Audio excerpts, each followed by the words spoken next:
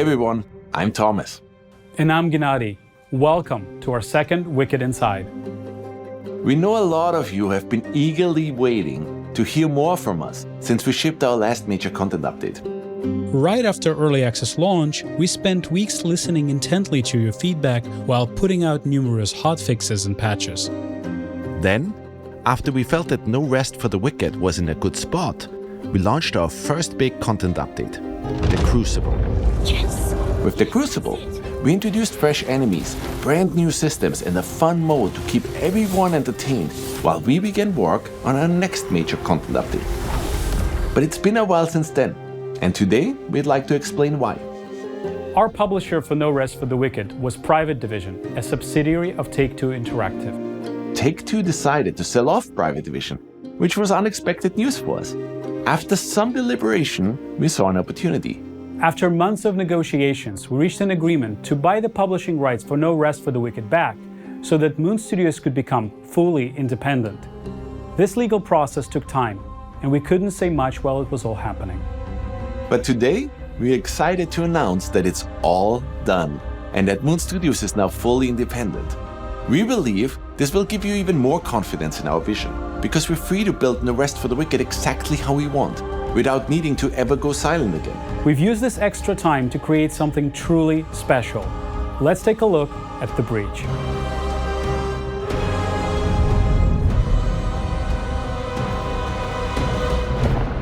The breach represents the biggest content update we have ever shipped. We have heard you loud and clear. You wanted more out of our campaign. You wanted more story, more zones to play in, more enemies to fight, more bosses to test your mettle against. In short, more of everything. And that is exactly what we have been focusing on.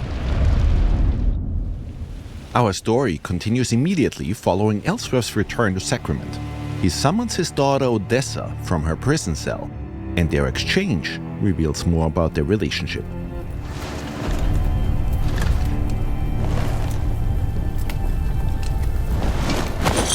Take the upper passage out, then leave by the northwest gate. What are you doing? God Bennett is often sleeps on duty, and the ramparts above him will be unmanned. Head north to Irmgard and Merin, or west to the Glades. Anywhere but here. So that's it then. You have to go. As a Sarim, players will have to venture forth into new areas we're introducing for the breach. These are massive zones that essentially double the size of the world players got to explore so far.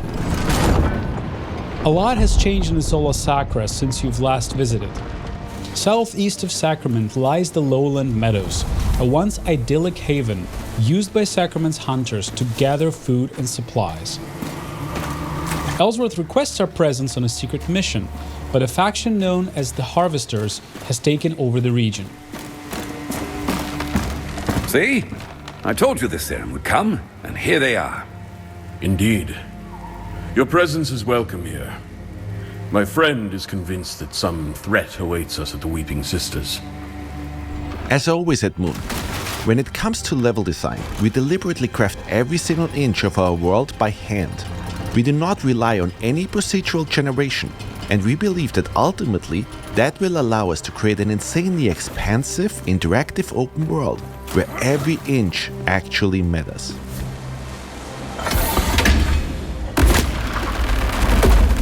Throughout your journey through the meadows, you will encounter all new enemies.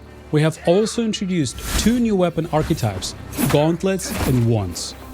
Let's take a look at how these new weapons can be used to take down all new foes that you'll encounter. The Timberwhite here will try to take your life with his ginormous great axe. We know some of you already loved being able to suplex enemies in Wicked. It was only appropriate we introduced a dropkick.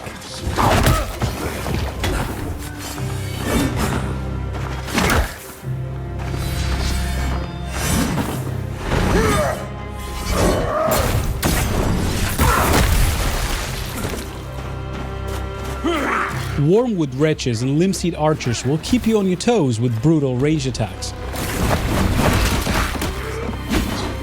Our tremor wave will make quick work of them. Rust reavers present an even greater challenge. Equipped with 2 huge saws, your best bet is to keep your distance and counter when you find an opening.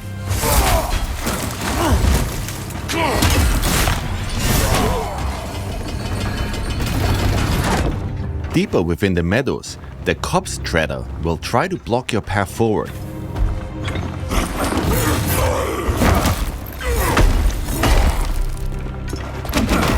Study his movement patterns and keep a cool head. You might just prevail.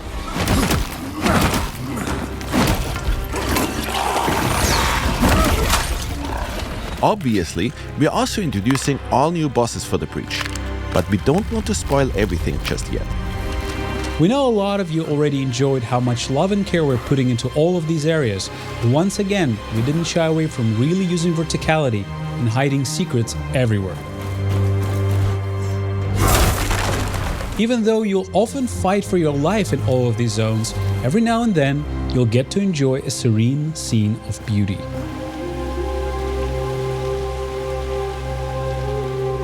Things have changed in Sacrament too.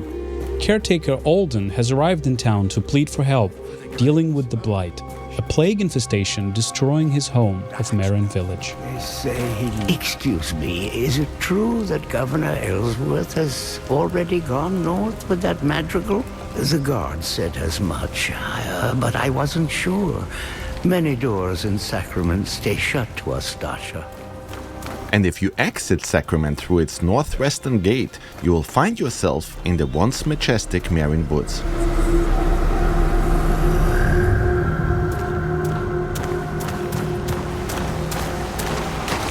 Recently, the Marin Woods have been befallen by the Blight. It festered all throughout the woods, and players will have to find a way past it in order to advance. The Belak Tor are ferocious fighters. The Stalkinche here knows how to wield a club, and if you're not careful, they might just call in reinforcements. Our new wands build are surprisingly effective. We can cast ice darts to freeze our enemies. Cold Sling is a powerful ice evasion attack.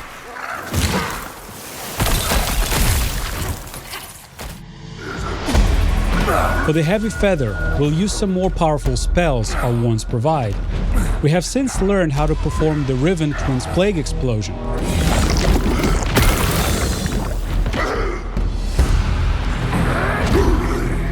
And if you have enough focus, Lightning Bolt makes quick work of any enemy.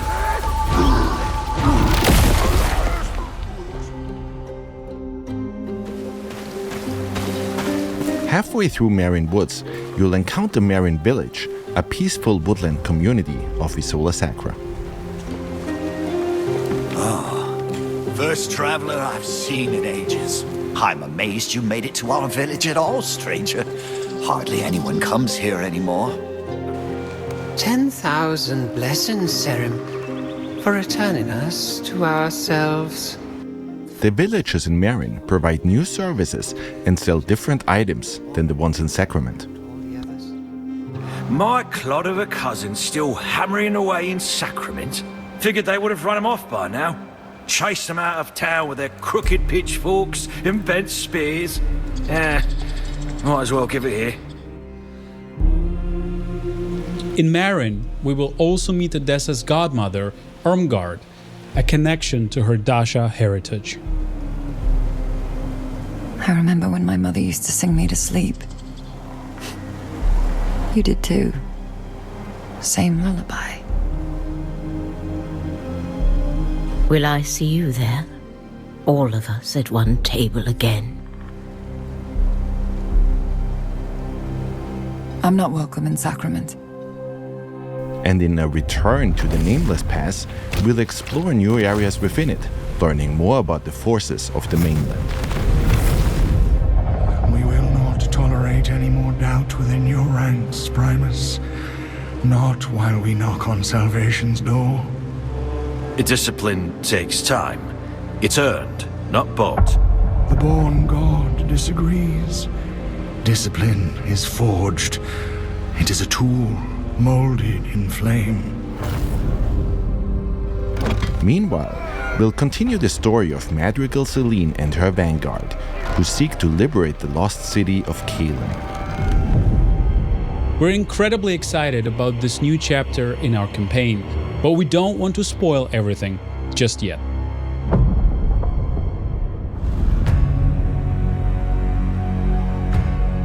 Our intention for No Rest for the Wicked was always to provide players with an insane amount of content, even after they finish the campaign.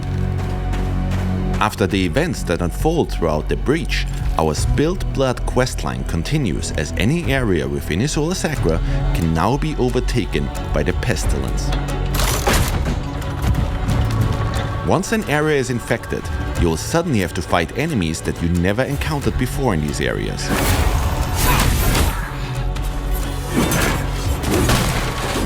Defeat these enemies, and they might just drop all new Torn resources.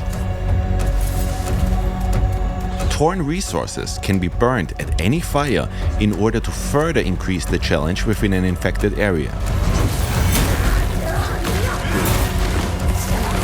You will need to heavily upgrade your gear and perfect your build in order to succeed.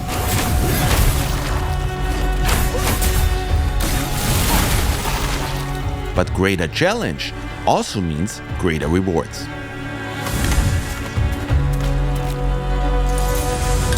Notice that with every enemy you slay, the pestilence spread meter at the bottom of the screen reduces. Slay enough enemies and you will have to overcome only one more obstacle. Getting rid of the infection means ripping it out at its root. If you manage to defeat the plague boss within the infected area, the entire zone will be cleansed of the pestilence once more. Our life system has also gotten a huge update. You will now find many more factions being able to take over the various areas within Isola Sacra. Our goal with all of this is to change the way players think about retraversal in video games. We ultimately want to make every return feel as fresh and as exciting as it was the first time you played. And as you can see, we also introduced entirely new levels within the areas you're already familiar with.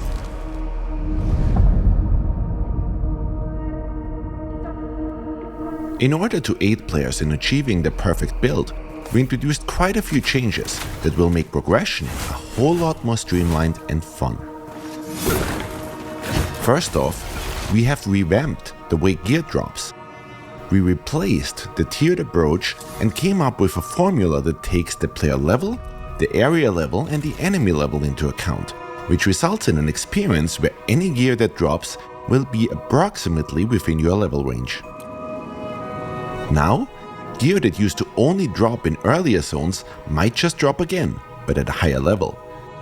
We tried this out, and we ultimately see a much higher variety of gear throughout our playthroughs. We think it's a much more enjoyable looting experience.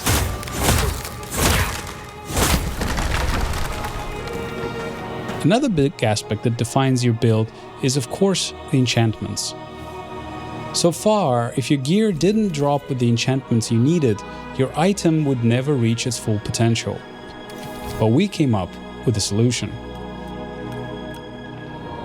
If an item dropped with less than maximum possible amount of enchantments, you can now use a Fallen Ember to add another random enchantment to it. And if you have an enchantment on one of your items that doesn't quite fit your playstyle, Fallen Embers can now be used to re-roll that particular enchantment.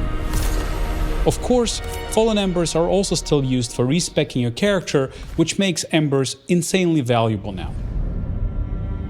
We also introduced a new weapon rarity, Masterworks. Any Masterwork starts out as just a common item. If you decide to forego the RNG aspects of Wicked, you can bank on gems in order to fully customize your item. Gems will now show you exactly what effect they'll have depending on which item you slot them into.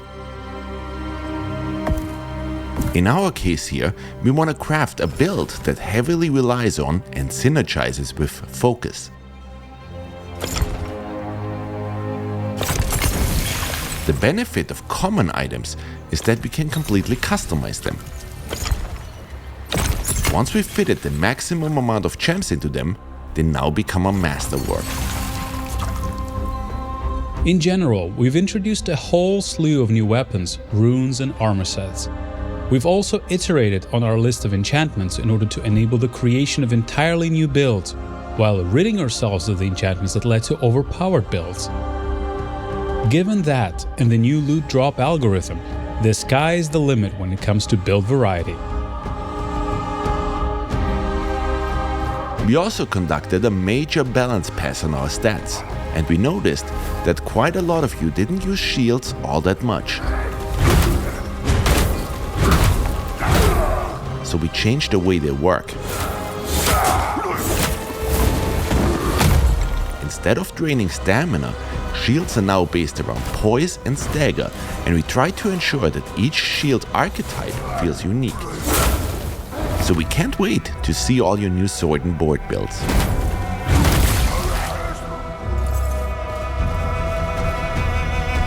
Last but not least, if you've become a master at playing No Rest for the Wicked, you should try our new hardcore characters. Permadeath is enabled for these, so once these characters die, they get downgraded to non-hardcore characters that can only be played on regular realms. I wonder who will be the first player to slay the Echo with a hardcore character.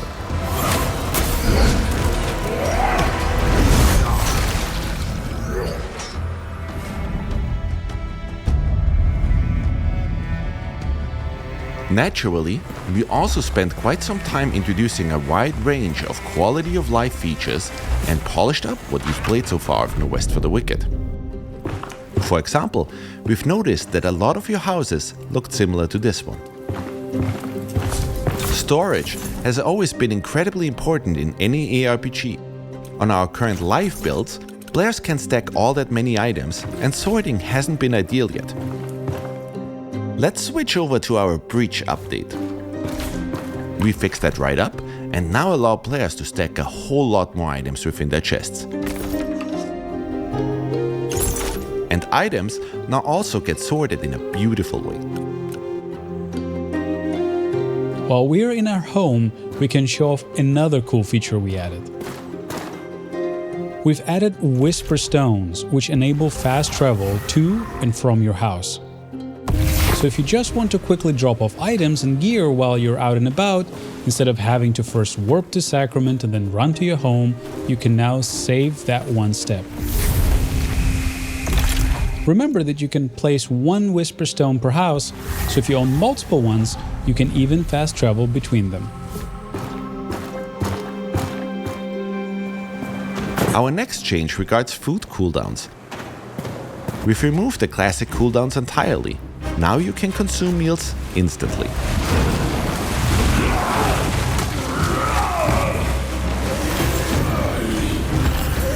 However, your stomach is no longer a bottomless pit. You have a limited number of meals you can eat during combat.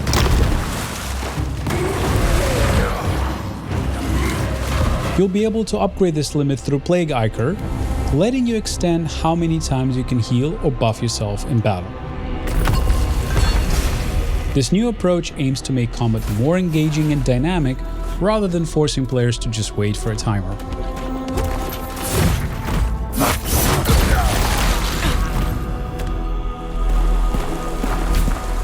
Time ticks ever forward.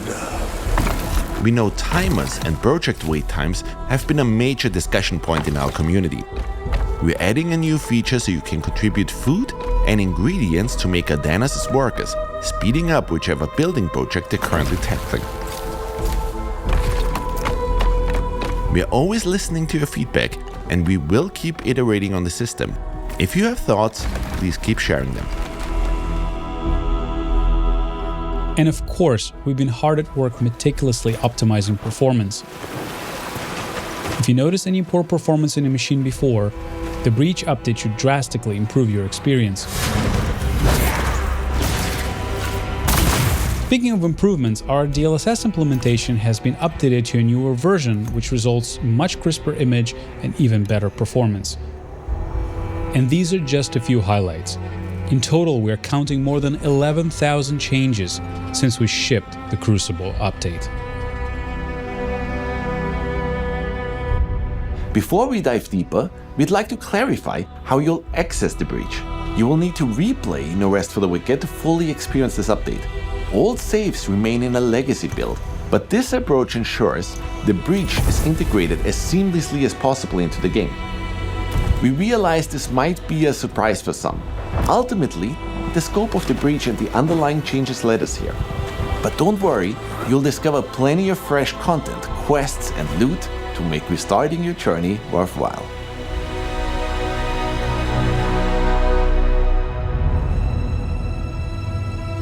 Let's discuss our roadmap next. It goes without saying that we will heavily support the breach for the upcoming weeks after launch. You will once again see us react incredibly quickly to all of the feedback you guys might provide.